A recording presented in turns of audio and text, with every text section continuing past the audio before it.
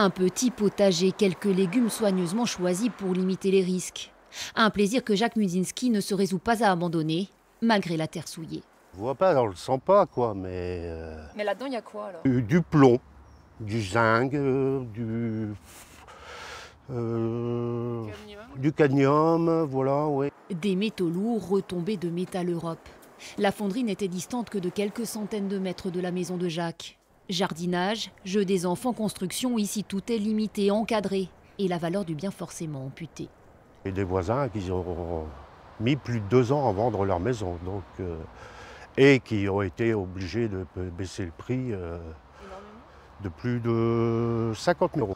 Une dépréciation désormais prise en compte par la législation fiscale. Pour la référence cadastrale, Jacques pourra réclamer une réduction de sa taxe foncière. 50% des parts communales et intercommunales compensées par des dotations de l'État.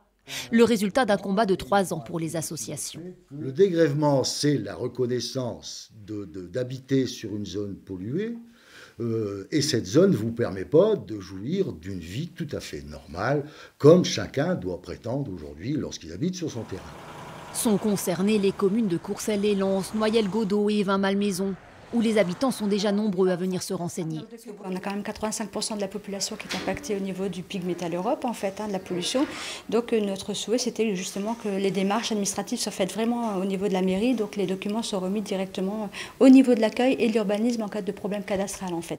Une aide, car pour être prises en compte, les demandes devront être enregistrées avant le 31 décembre et renouvelées chaque année. Et vous voulez que nous le renvoyions ?